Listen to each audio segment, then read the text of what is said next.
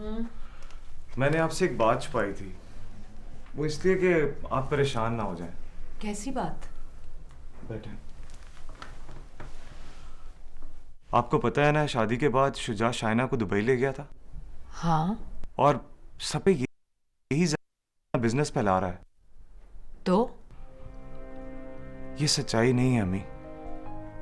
मैं नहीं जानता कि वो वहां क्या बिजनेस कर रहा है, मगर उसने अपना सारा बिजनेस यहां से वाइंड अप कर दिया।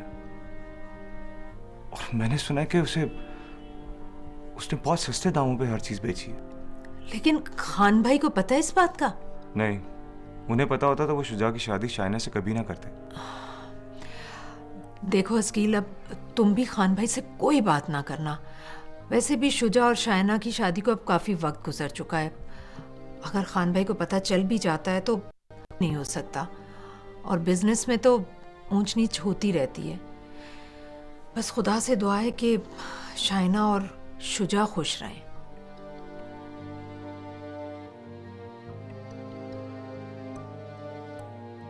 ताई जी, हाथी ने आपको बताया होगा कि उसे कुछ अर्सा वहाँ और रुकना। हाँ, तुम्हारे आगा जी बता रहे थे, लेकिन वो तो कुछ और ही सोच रहे हैं। कह रहे थे कि हाँ तो जरताश को उसके साथ ही भेज देते। हाथी ने भी मुझसे बात की थी, वो 2 माह के लिए आएंगे और उसी दौरान मेरे पेपर्स तैयार करवा लेंगे। तुम खुश तो हो ना? ताई जी, अगर आगा जी और आपकी मर्जी होगी तो मैं जाऊंगी। अरे इजाजत क्यों नहीं होगी? देखो ना, वो भी तो वहां तुम्हारे बगैर उदास है ना। अम्मी, आपको आगा जी बुला रहे। अच्छा ओके। सुना है कि मेरा भाई बहुत उदास रहता है आपके बगैर। उदास तो मेरा भाई भी तुम्हारे लिए रहता है। अब तो उस बेचारे से बात कर लिया करो। वो तो बस यही चाहते हैं कि मैं सुबह शाम बस उन्हीं की बातें सुनती रहूं। हाँ, तो हक बनता है उसका। आखिर इतनी दुआओं के बाद तो आगा जी से हाँ कराई है। अच्छा भाभी, ये बताएं कि क्या भाई के साथ चली जाएंगी? तुम्हारे भाई की मर्जी तो यही है, लेकिन सिर्फ तब तक जब तक वो वहाँ है। भाभी, अब भाई आपके मामले में कितने केयरिंग हो गए। अब तो आपको उनसे कोई गिला नहीं है ना? वो तो शुरू से ही बात कह रहे थे, बस मैं ही हाइपर हो जाती थी। वैसे भाभी, एक बात तो बता दो, ऐसा क्या जादू कर दिया मेरे भाई ने आप पर कि उनका नाम सुनते ही आपकी आंखों में एक अजीब सी चमक आ जाती है। तुम्हारे भाई ने मुझ पर वही जादू किया जो मेरे भाई ने तुम पर किया। वो मेरा कान तो छोड़ दे। अब तो मैं तुम्हारे दोनों कान पकड़ सकती हूँ। वो क्यों भाई? क्योंकि तुम्हारी भाभी के साथ साथ तुम्हारी ननद भी बनने जा रही हूँ।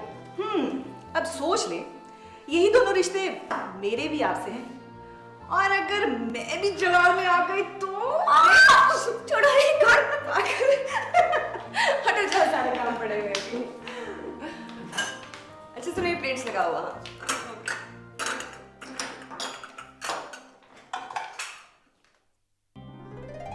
जी जी आगा जी, जैसे आपकी मर्जी वैसे कर लेंगे। हाँ जी, अच्छा ठीक है आगा जी। अच्छा, खुदा हाफिज। खुदा हाफिज। क्या कह रहे थे आगा जी? आगा जी कह रहे थे कि हादी के आने पर मानूर की रुखसती करा ले, क्योंकि फिर जरी हादी के साथ चली जाएगी, न जाने फिर दोनों कब वापस आए। ये तो बड़ी अच्छी बात है। कौन सी? मानूर की रुखसती या फिर जरी का हादी के साथ जाना? दोनों ही। वैसे मैंने आगा जी को हाँ तो कर दी है तारीख के लिए, लेकिन मुझे समझ नहीं आ रही कि इतने थोड़े दिनों में इतनी ढेर सारी तैयारी होगी कैसे। आप फिक्र नहीं करें, सब कुछ हो जाए। बहुत जल्दी है तुझे। वो तो है, जरी भी तो है ना, वो हेल्प करेगी हमारी। अरे जरी मानूर की तैयारी भी तो करेगी। आप टेंशन क्यों ले रही हैं? हम मिलके कर लेंगे सारी शॉपिंग। अच्छा, वैसे हम में कौन कौन शामिल है? वो मैं ये कह रहा था कि इस तरह हम दोनों को एक दूसरे की पसंद नापसंद जानने का मौका भी मिल जाएगा। आप समझती क्यों नहीं? घर में सब बहुत खुश हैं हादी। मानूर की शादी की तैयारियां शुरू हो गई हैं। बल्कि मैं तो मुश्किल में फंस गई हूँ। एक तरफ मानूर खींचती है और एक तरफ हस्कील। दोनों की शॉपिंग मुझे अकेले को करनी पड़ रही है। अच्छा सुनो, मैंने तुम्हारे लिए बहुत शॉपिंग की है, बहुत मिस कर रहा हूँ। अब तो चंद दिन है आपके वापस आने में। फिर हम मिलकर सारी शॉपिंग इकट्ठे करेंगे। ये चंद दिन मुझे कितने तवील लग रहे हैं तो सिर्फ मैं जानता हूँ सरताज। बस रहने दीजिए, पता नहीं वहाँ याद करने का मुझे वक्त भी मिलता है कि नहीं। ऊपर ऊपर से खुश करते हैं मुझे। मेरी बात सुनो, ऐसी बातें करोगी ना तो सब कुछ छोड़ छाड़ के तुम्हें अपने प्यार का यकीन दिलाने के लिए पहुंच जाऊंगा। अरे नहीं बाबा, मजाक कर रही हूँ। कभी मेरे खलूस पर शक मत करना, मैं तुमसे बहुत प्यार करता हूँ। जहाँ भी रहूंगा तुम्हारा ही रहूंगा।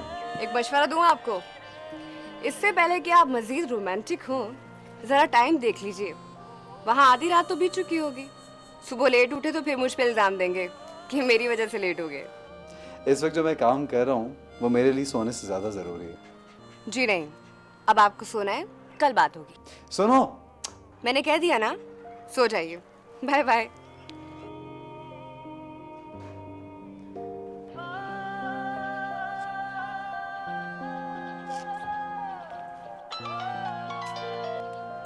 मैंने कहा ना।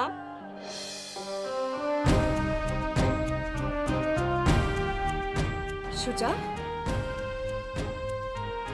मैंने तुम्हें मना किया था ना कि मुझे आइंदा फोन मत करना, तो फोन मत करना आइंदा मुझे, समझे तुम?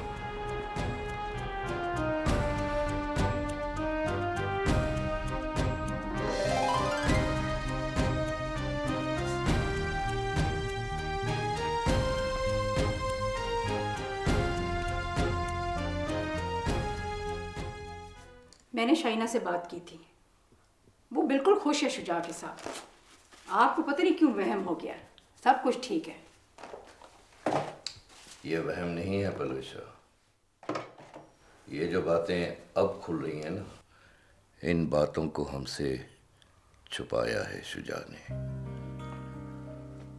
आखिर क्या वजह होगी इसकी? शाइना से बात की थी मैंने, इस बारे में वो कहती है कि बिजनेस के मामलात में वो दखल अंदाजी नहीं करती।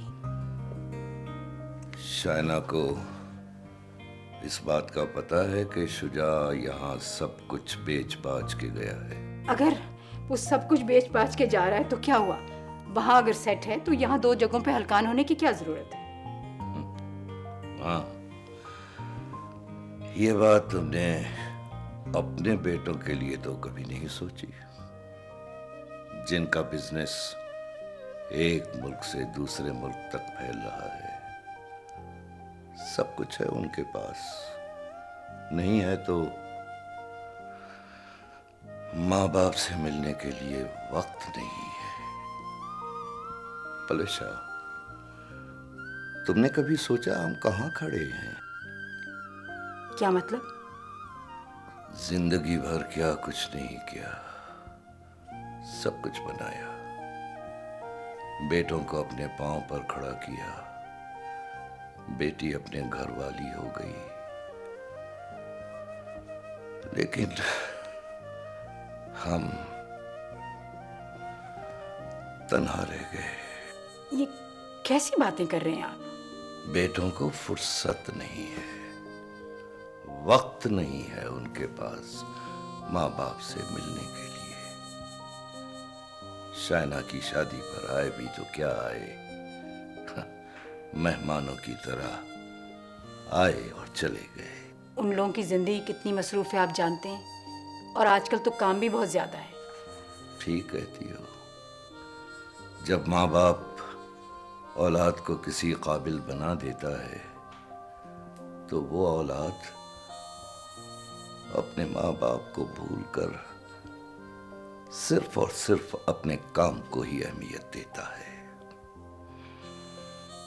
फिर एक वक्त ऐसा आता है कि ये बात माँ बाप के लिए पछतावा बनकर रह जाती है। पता नहीं आप ऐसी बातें क्यों कर रहे हैं, लोग तो खुश होते हैं अपनी औलाद की कामयाबी पर।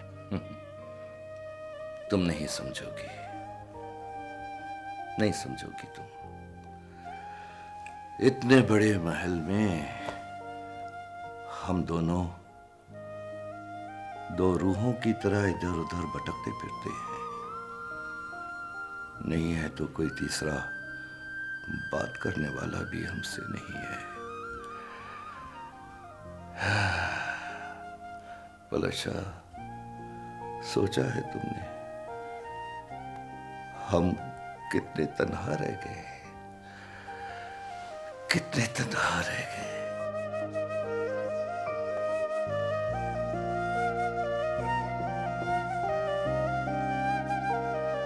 तेरा प्यार